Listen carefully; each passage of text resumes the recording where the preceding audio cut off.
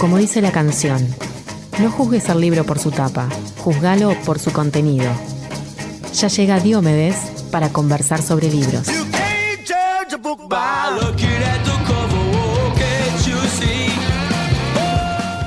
Síndrome de Diomedes.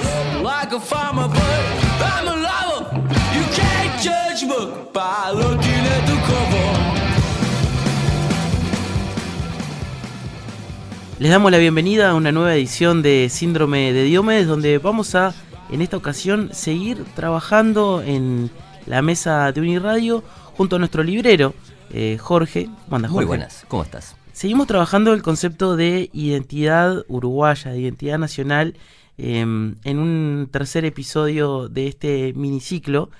Habíamos hablado en el programa pasado bastante extenso de lo que era ese experimento Ponsonby, la traumática salida también de la colonia, con todas nuestras invasiones portuguesa, inglesa, española y las salidas que finalmente se encontraron. Y bueno, vamos a enganchar un poquito desde ahí. Estuvimos charlando bastante afuera de estudio y hasta con referencias hasta a chistes de caricaturas que me parecieron súper interesantes. Capaz que puedes enganchar por ahí. Por ahí. Bueno, vamos a recapitular, como vos bien decías, Diego.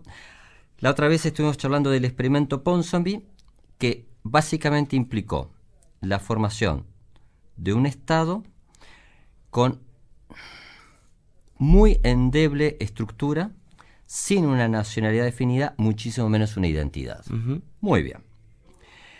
De a poco empezamos a acercarnos a un proceso político muy complejo, en el que Montevideo en la primera etapa está con toda una serie de ejércitos europeos, el resto, el interior de ese país, que todavía tenía límites relativamente difusos, habitado básicamente por la otra fracción, que eran los federales, los blancos, los criollos. Muy bien. Entonces, el chiste que nosotros habíamos estado empezando a trabajar era en referencia a una viñeta maravillosa, como siempre, de Quino, en la que hay un bote. En ese bote hay varias personas comiendo píparamente, y una absolutamente indignada le increpa al único persona pequeña con cara de desgraciado que está tratando de remar, y dice: ¿cómo Fernández que no rema más? ¿Estamos o no estamos en el mismo bote? Entonces, esta idea de que es muy fácil decir uruguayos, orientales, la identidad nacional. Muy bien. Tú estás tratando de englobar con un solo término realidades sociales extremadamente distintas. Exacto, y además Uruguay presenta la particularidad de que siempre ha sido un país que le ha costado mucho asumir la diversidad dentro de su territorio. Sí. Y históricamente se quiso como unificar, ¿no? Homogenizar, claro. Tal vez ayudado por esta concepción de que somos un país chiquito, de que acá hay una sola forma de ser uruguayo. Brillante es eso. Sí. Nos cuesta mucho, por ejemplo, cuánto costó trabajar y aceptar las culturas híbridas, ¿no? Por ejemplo, de frontera con... Por supuesto, hasta el día de hoy. Hasta el día de hoy, que hay como recién algunos intentos de artistas, por ejemplo, que trabajan ahí, de profesores de lengua, pero siempre ha sido una negación muy grande. Incluso más. Mira, hace pocos días salió un libro rotundamente vivencial, que es la biografía de Hugo Soca, ajá, el cocinero. Relata su origen extremadamente humilde en el interior profundo, de lo que significó realmente pasar hambre, que no hubiese básicamente ingresos, y cómo unas matriarcas de esa familia son las que sostienen ese núcleo, y cómo ese chiquilín lo estructura un sueño: llegar a Montevideo y triunfar. Muy bien. Lo dice a título expreso Hugo Soca. A mí me pareció muy conmovedor, porque en determinado momento dice que él básicamente no sufrió la discriminación sexual por su identidad. La discriminación que realmente sufrió fue por haber sido un canarito del interior de este país. Uh-huh. En el mundo de la gran cocina, eso era un punto muy en contra. Y nos sirve para entender a alguien que incluso de toda su vida se ha dedicado básicamente a la antropología gastronómica, entonces se pone a estudiar por qué la gente come lo que come y por qué en cada lugar hay una comida que tiene una coordinación lógica con esa antropología. Me pareció muy importante cómo lo visualizaba tan rotundamente claro, lo que vos estabas diciendo, ¿no? O sea, que en Uruguay las discriminaciones son increíblemente muchas veces no explicitadas. Y una de las menos explicitadas es esta. Yo nací en el interior y la única opción para estudiar era venir a Montevideo. Entonces ahora cuando yo veo el programa de la Uniradio, Departamento de Bienestar, cuando se están haciendo los reportes de los otros procesos universitarios en el interior. Sí, decís, tenemos Somos Bienestar y UDELAR en todo el país. Sí, vos ahí, es en los momentos que empezás a sentir como orgullo de que, bueno, de cuántas cosas han cambiado, ¿no? Tal cual. Que, o sea, cuando uno está haciendo todo este tipo de charlas sobre, tratando de pensar juntos qué es identidad nacional y uno de alguna forma va muchas veces afincando muchas visiones críticas, a veces puede ser que uno se pierda también el proceso de larga duración de las construcciones que ha habido. Y especialmente, por ejemplo, a nivel de la universidad, tan atacada sistemáticamente, había una construcción increíble y realmente la gente del interior, ahora había estado evaluando el nivel de matrícula de la gente del interior, es alucinante. Uh-huh. Porque eso sí es un cambio social, cultural y de integración que está cambiando en todo el país. Sí, o sea, en definitiva hay gente, hay personas, fundamentalmente jóvenes, que pueden empezar a proyectarse a vivir de lo que les gusta sin tener que, o sea, a proyectarse en su lugar. Claro, exactamente. Sin tener que desarraigarse durante un periodo que puede ser entre 5 años, 10 años o hasta más. Sí. O por ahí toda la vida. Claro. Bueno, todo este proceso, habíamos visto el experimento Ponsonby, Guerra Civil, luego vimos que 50 años básicamente más tarde está el proceso de alguna fundacional del Estado uruguayo, que de alguna forma se da bajo el imperio de la Torre, uh-huh, la reforma vareliana, y en el que significa que de la mano de Tezanos y de la Torre y de Varela hay un proceso realmente de construcción de una nacionalidad. Esa nacionalidad puede parecer un proceso realmente aséptico. Hay un maravilloso y sucinto telegrama de la Asociación Rural del Uruguay, cuando asume la Torre, que tan solo decía: ponga orden, pero sin bulla. Esta cita está extraída de un libro de un historiador recientemente fallecido, Carlos Machado, un gran profesor de historia que tuvo este país, en Historia de los Orientales. Un libro absolutamente adictivo. Cada capítulo está precedido de una frase que define ese momento. Este que me tiraste es buenísimo. Primero porque creo que entra en un SMS. Sí, obvio. Pero aparte, creo que como consigna política, pocas tan claras, tan rotundas, sí. Y que no que ¿te acordás que la otra vez habíamos estado recordando un telegrama mal leído en la época del asesinato de General Flores, que terminó con una hecatombe en Soriano? De véngase, vénguese. Bien, en no había segundas y terceras interpretaciones. La Torre y el militarismo realmente cumplieron ese mandato. Uh-huh. ¿Ah? Porque ahora cuando a veces se habla de los lobbies, etcétera, esto sí es un lobby en serio. La Asociación Rural del Uruguay tenía sí realmente un proyecto de país. Eran empresarios que no solamente tenían capital, sino que tenían una visión de cómo tenía que ser armado este país. Y no solamente cómo había que realmente importar Corriedale, Hereford, Aberdeen Angus, sino cómo había que cercar los campos y, más que nada, cómo resolver un problema de este país según su visión, que eran los gauchos. Los marginados de aquella época. Entonces, hoy de mañana, en algo que es tan maravilloso este mundo... No me digas que te escribió un gaucho. Me escribió un gaucho. Un SMS. Es un poquito más largo. Ah, bien. Un posteo. Un amigo que es profesor de literatura, que se llama Martín Palacio, uh-huh, hoy de mañana dio una clase intentando comunicar quién había sido el Martín Fierro y cuál era la trascendencia. Entonces, una chiquilina le dice al profesor: ¿Qué tiene de interesante el Martín Fierro? Bueno, entender el Martín Fierro o leerlo es acercarse a la raíz de una cultura y de una identidad. En este caso la nuestra, si tomamos en cuenta la totalidad de la cuenca platense. Pero yo no soy gaucha. Nadie lo es, porque es un tipo social que se extinguió.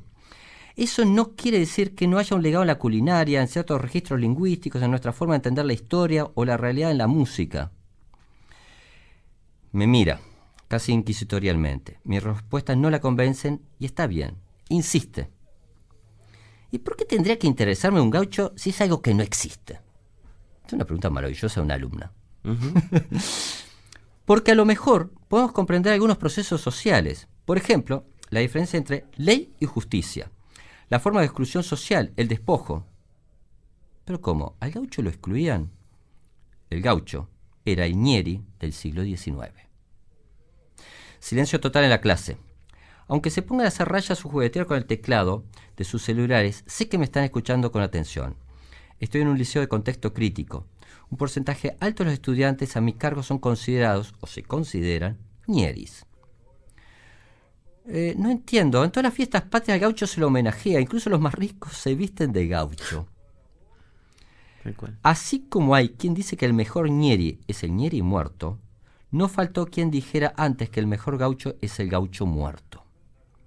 ¿Por qué? Porque tanto el gaucho como el ñeri reflejan a su modo lo que nosotros no aceptamos ver. El gaucho y el ñeri reflejan los mecanismos de una política económica de exclusivos y excluidos, de explotados y explotadores. El gaucho y el ñeri desmienten la idea de un país de clase media alta.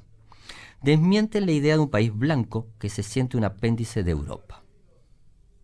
Pero les tenemos miedo. Nos enseñaron a tener miedo. ¿Tenernos? Sí, tenemos. Alguien del fondo levanta la mano. ¿Por qué tenemos miedo? ¿Quién hace que nos tengan miedo? Un buen sector del poder político, económico y mediático. Y lo hacen con el fin de crear un enemigo interno, de romper con el concepto de unidad, de unificación y solidaridad social. El sistema necesita al desclasado, necesita a quien cargue con las culpas de sus fallas, necesita a quien haga de mano de obra barata. Todos somos ñeri, todos somos Martín Fierro.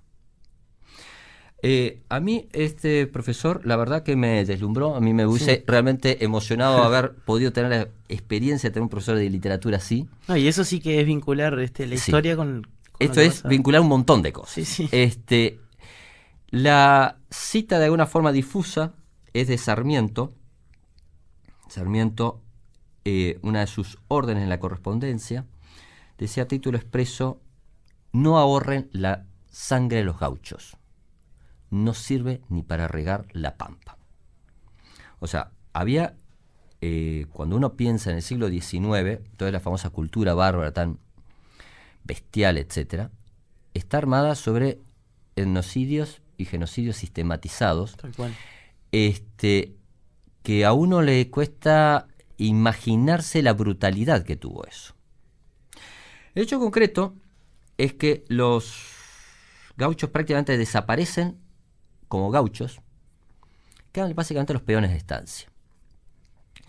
Aquí hay un trabajo de un profesor, otro profesor de literatura, que se llama Centanino, que hizo un abordaje que a mí me pareció fabuloso para mostrar ese 900 que a uno siempre se lo pintaban bastante uniforme, tan ballista, tan civilizado, tan de estado de bienestar. Él elige 3 rostros para mostrar las máscaras del modernismo. Entonces él elige seguir a Dardo Regules, a Elías Regules, a Roberto Las Carreras y a Ángel Falco. Elías Regules era el decano de medicina, pero no ha pasado a la posteridad tanto por eso, sino por algo mucho más insólito. Los fines de semana, y de a partir de eso quedó la expresión, se disfrazaba de gaucho. Ajá. ¿Por qué se disfrazaba de gaucho? Porque ya hacía 30 años que básicamente no existían más gauchos sueltos, y entonces pasaba lo que este profesor relataba. Había quedado una postal de los gauchos. Una postal tipo cuadro de Blanes de los gauchos apoyados en un palenque de una forma un poco inverosímil. Bueno, esa postal es la que recrea Regules. Sí, sí, o sea, ya se había construido como el mito turístico de Gaucho. Exactamente. Sí. Era la Faltaba estancia turística. Que te vendieran los llaveritos, ¿no? Claro. Que te cortan la carne de facón arriba de una tabla. Claro, ya y está. entonces el cinturón con las monedas de oro, con las empuñaduras en plata, en oro, ¿ok? Y eran básicamente doctorcitos de la ciudad de Montevideo que le parecía absolutamente folclórico, esa es la expresión, hacer una especie de travestismo antropológico y disfrazarse por un rato de gaucho y vivenciar lo que era andar a caballo un rato y bueno, está. Y ahí surgen todas las sociedades tradicionalistas en las que se entrecruzan. Por supuesto que había gente de trabajo que vivía todo el día trabajando en el campo, que se plegaba a eso porque de alguna forma se sentían identificados, partícipes, exactamente, claro, invitados a la fiesta. Pero realmente los que generaban la batuta era este proceso. En esa misma sociedad, en ese mismo momento, hay alguien como Roberto Las Carreras. Roberto Las Carreras ha sido inmortalizado, primer punto, fue uno de los grandes poetas que tuvo Uruguay, hijo bastardo de una de las familias más ricas de este país, Carlos Zúñiga.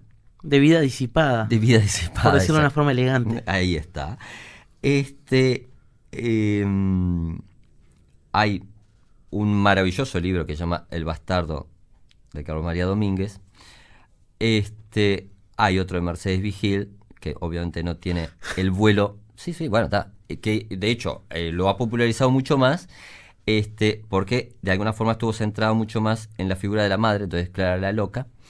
El hecho concreto que todas esas leyendas urbanas y no tan leyendas sobre el actual Museo Blanes ahí en el Prado, bueno, esa era la residencia de los Zúñiga, ahí pasó parte de su vida recluida Clara Zúñiga.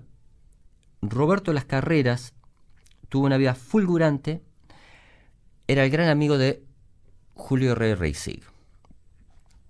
Entonces viste que yo todas las otras charlas sistemáticamente hemos hablado de el proceso absolutamente increíble que significó construir una identidad, construir una ciudadanía, construir reglas de juego democráticas. Todo eso se da en el 900.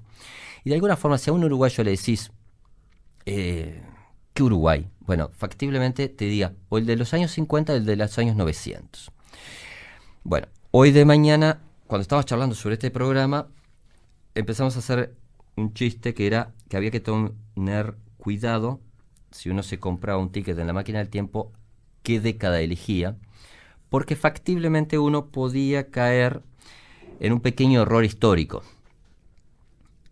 Y era que Julio Herrera y Reisig es en el momento que escribe el Tratado de la Imbecilidad de los Uruguayos.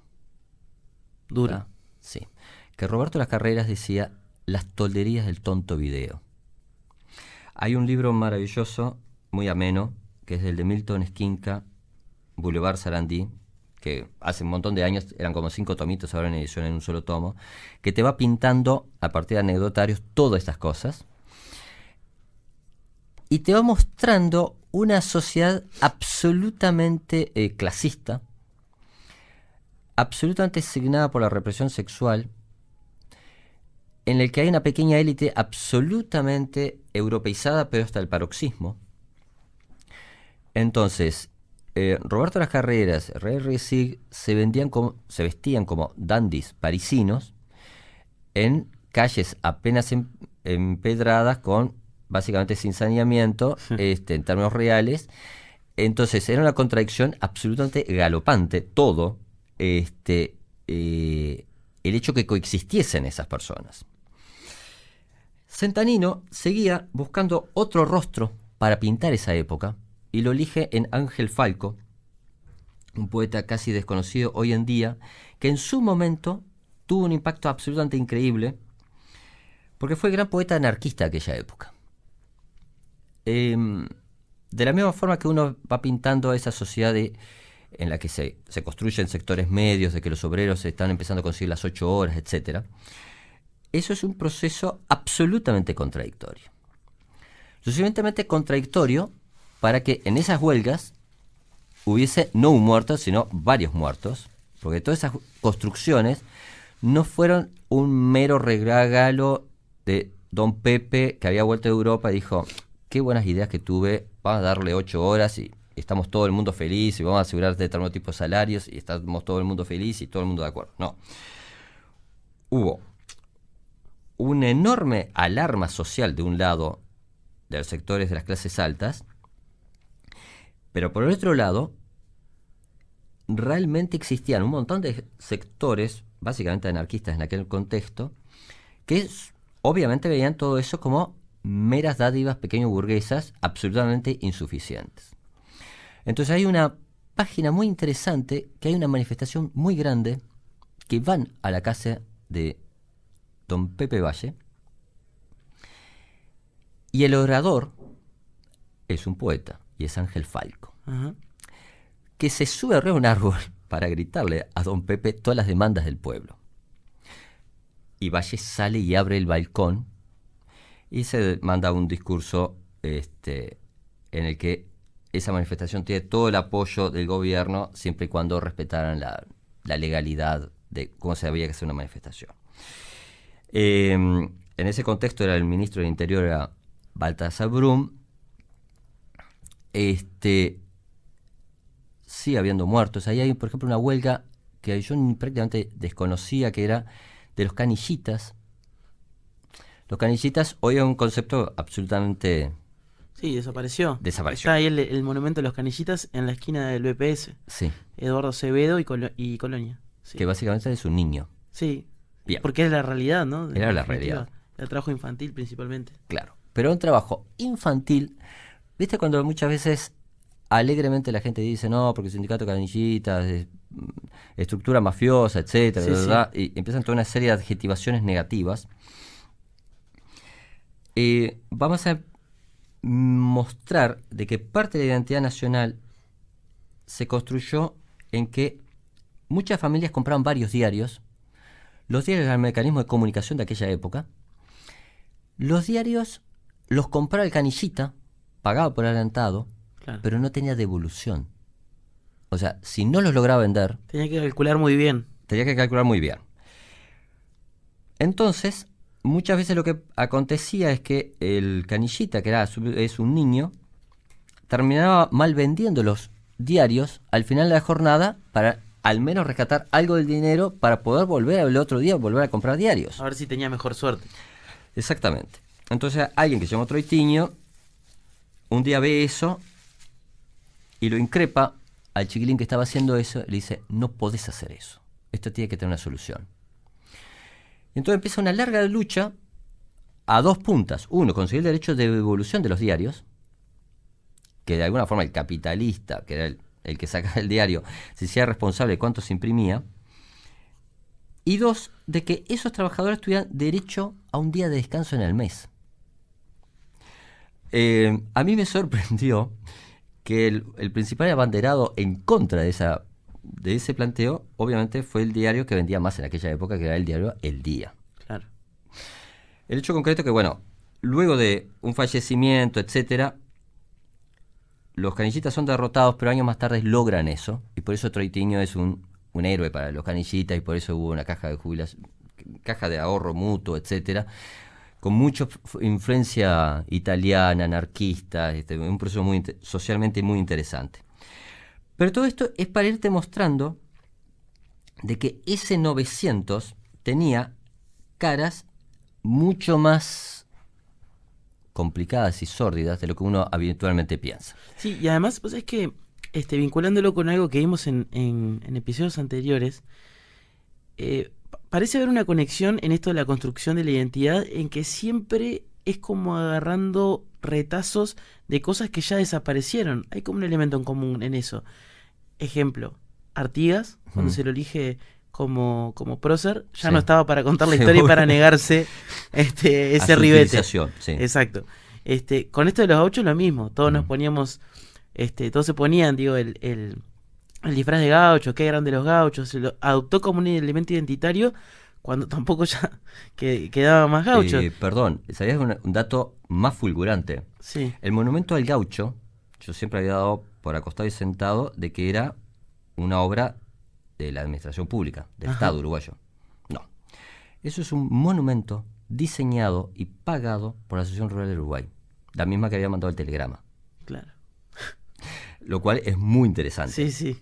Eso después tiene mucho que ver con los conflictos entre Asociación Rural del Uruguay y Federación Rural del Uruguay, que fue una escisión en el gremio entre los como el que grandes te mata, latifundistas y los medianos productores. Es como el que te mata, pero de última te paga el cajón. Exactamente. No está tan mal. Una cosa muy mafiosa de decir, claro, pero sí, era... Pasa eso.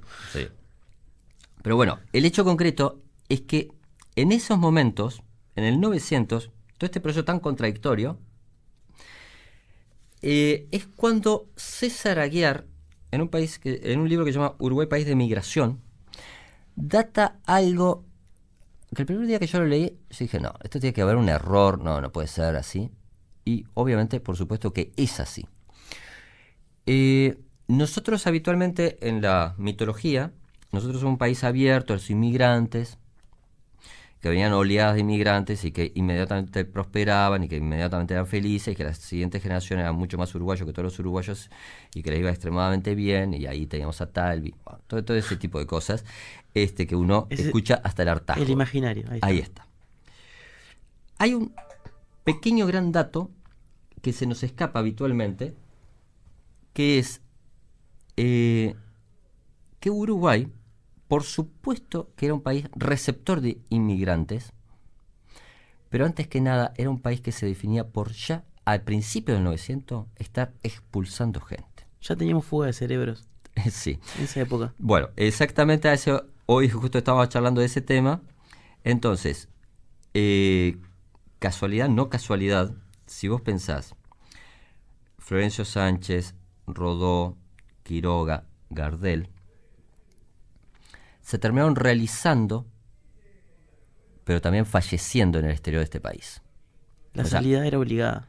La salida era obligada. Ahí habíamos hecho una acotación, que es lo interesante, que la otra vez habíamos estado charlando sobre cuán latinoamericano era el modelo uruguayo político. Entonces que bueno, al igual que todos los otros países de América Latina, nosotros tenemos un partido hegemónico con pautas de dominio político que no pueden ser demasiado originales. Entonces, el vallismo tiene algo muy interesante para compartir, según Octavio Paz, con el ogro filantrópico de México, que es el PRI. Y es que México, cada vez que tenía un intelectual destacado, antes que se pusiera demasiado crítico con el sistema social de México, lo mandaba de embajador. Una tarjetita en el bolsillo. Exactamente. Y un pasaje de avión. Entonces, desde Amado Nervo hasta Carlos Fuentes, hasta el propio Octavio Paz, fueron integrantes del servicio diplomático mexicano. Desde Quiroga hasta Rodó pasó exactamente lo mismo, muchas veces como forma de casi pensión al intelectual o forma de exilio para que no me sigas complicando tanto la vida, que fue el caso de Rodó, que fue paradigmático. Pero el hecho concreto es que todo eso te va acercando una sociedad que empieza a cerrar por qué Quijano decía lo que decía sobre nuestra imposibilidad de ver la realidad. Los que podían decir algo habitualmente terminaban afuera del país y unos cuantos en la cuneta, y se fue imponiendo una matriz de pensamiento crecientemente hegemónico. Entonces, el famoso país mesocrático de que nos habla Carlos Real de Azúa, de la sociedad amortiguada, etcétera, que por supuesto es así. Entonces el estado de bienestar construido por el vallismo es así. Tenía una contracara que habitualmente se nos complica mucho verlo. Hay 3 tomos que son deslumbrantes, que es la colección de Historia de Vida Privada, que la dirigió básicamente Barrán, en el que trabajó desde Caetano hasta Teresa Porcencán, decenas de especialistas, cada uno en su línea, que te va mostrando los diversos aspectos de el proceso de larga duración, muy en la línea tipo Brodel o de la Escuela de los Anales de Francia, tipo Philippe Ariès, de cómo fue modificándose esa cultura de lo bárbaro a lo disciplinado de una matriz absolutamente de violencia a una sociedad en la que se votaba sistemáticamente. Entonces, en ese contexto es lo que te permite entender cómo es que nosotros pudimos llegar al proceso de Terra, que es una dictadura, obviamente, pero con una variante, que esto lo explica muy bien Alcione Cheroni, un profesor brillante que tiene este país, que es que tiene un enorme sesgo tipo de New Deal de Roosevelt, que factiblemente es en los años 30 que se define mucho más cómo es que llegan los inmigrantes, cómo es que se va la gente y cómo queda estructurado una sociedad con un Estado absolutamente presente en todos los aspectos, que es lo que nos va a definir. Yo te diría que en el próximo número sí. podemos empezar a ver cómo eso, uno, cómo fue que se armó, dos, cómo es que el clamor empieza a ser creciente y qué significó para nosotros la generación del 45. Porque además, en esto de la llegada de inmigrantes, que está tan en boga y es tan actual ahora, ¿no? Cómo esos miedos aparecen permanentemente también en las... Eso es lo que vamos a trabajar, porque hay unas actas del Parlamento maravillosas al respecto. Bien, perfecto. Cerramos acá este síndrome de Diomedes, pero no sin antes invitarlos con un tema para ilustrar algo de lo que veníamos escuchando. Se nos había ocurrido, Jorge, entre los dos, escuchar La Patria Compañero, esa clásica, mítica canción. Tal versión que encontraste sí, vos. Ahí está. Todos saben que ya es de Numa Moraes, pero hay una versión metalosa. Exactamente. Bien, power. Venimos power últimamente. Sí, está buenísimo. Programas. Y nos vamos a ir escuchando la versión de Rumbre. Claro, así que bueno, todo un descubrimiento. Mira, esta versión de Rumbre es como los diarios Los Canillitas, no tiene devolución. Te la dejamos y bueno, vos fíjate qué haces con eso después. Si se la pasas a alguien más o bueno, o te lo quedás para escuchar vos. Gracias, Jorge. Gracias a ti. Hasta la semana que viene.